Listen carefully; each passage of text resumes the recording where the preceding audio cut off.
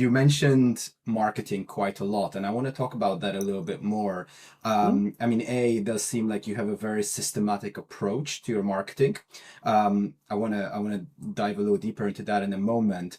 But before that, I want to ask you a question, which I think will be relevant to people, whether to filmmakers, whether they go with a traditional distributor or whether they self-distribute themselves, which is, can you think of any examples when filmmakers, perhaps, once whose films you've distributed, had a very interesting or creative marketing campaign that managed to get the word out there, and not necessarily something where they had many followers or a big ad spend or anything like that, but where they just came up with a really, really creative, stunt marketing campaign or something that got the word out there.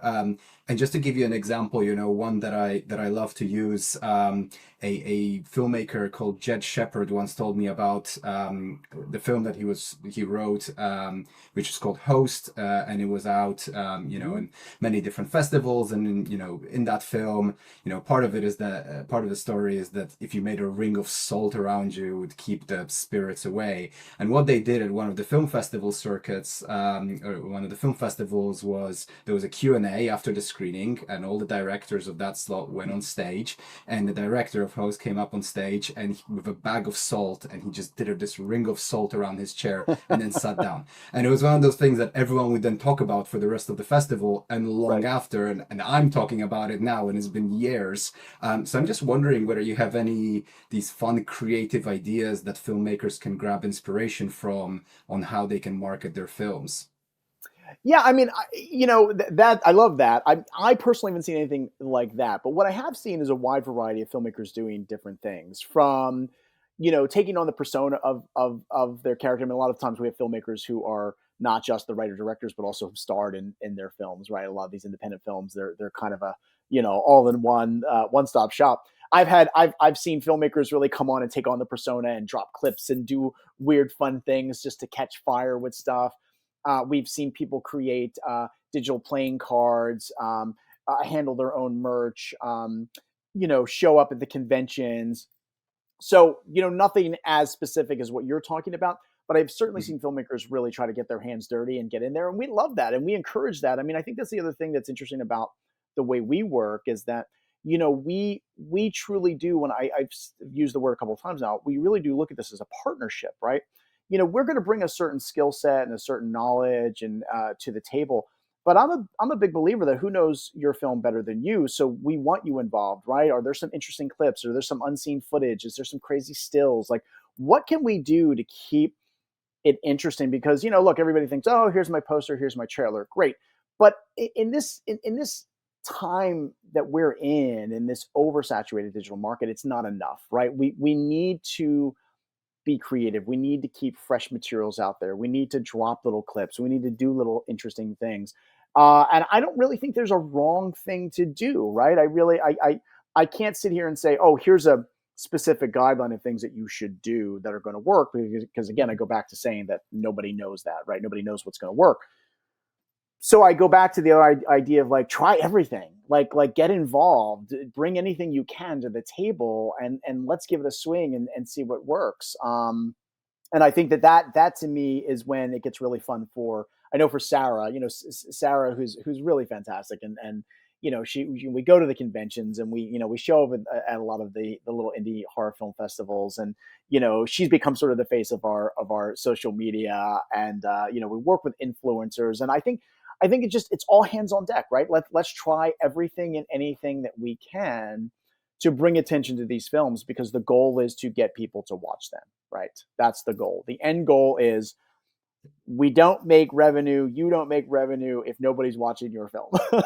so Yeah. let's put The everything on the table and see what works, right? Yeah, yeah. I I also want to. I think this is a nice segue to paid marketing. You mentioned influencers a little bit, and coming back to that more systematic approach. I have a paid marketing background that's actually not within the film industry. Mhm. And to give a little bit of context to everyone listening, I personally find paid marketing within the film industry or film distribution really, really frustrating for various different reasons.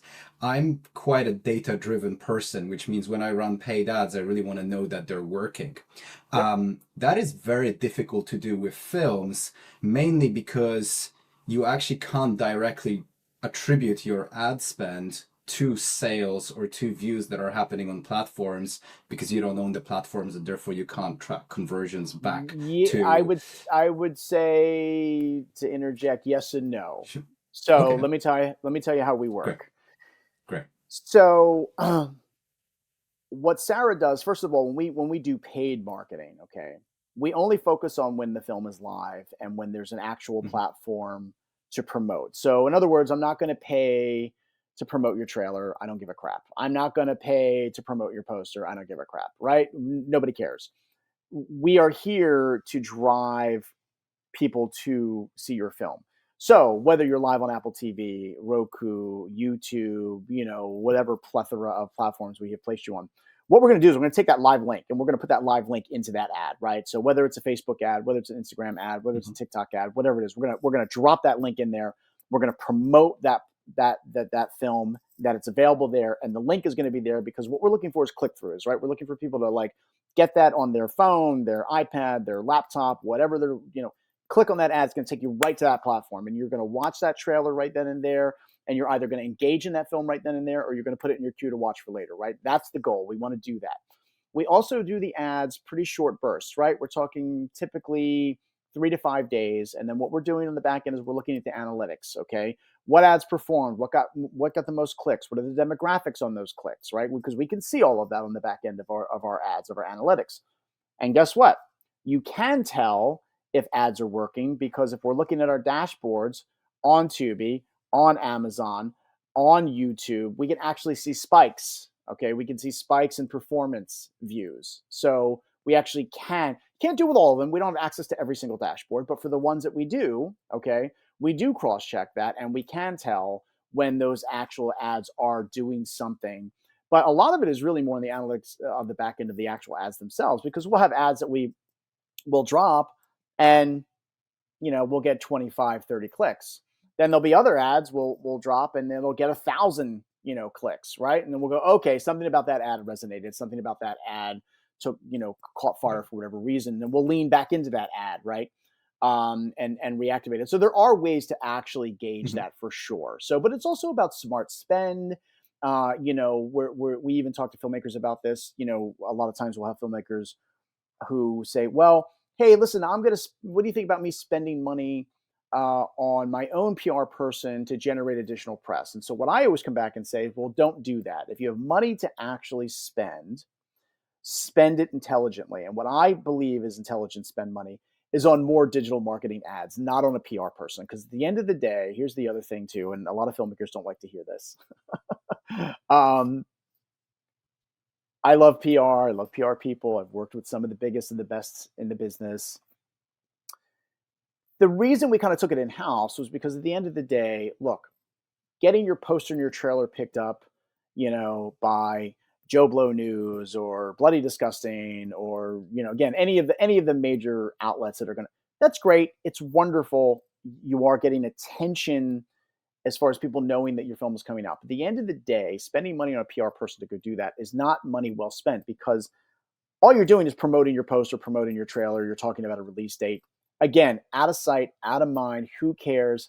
5 other 1,000 movies have been announced in the 30 days leading up to your film coming out.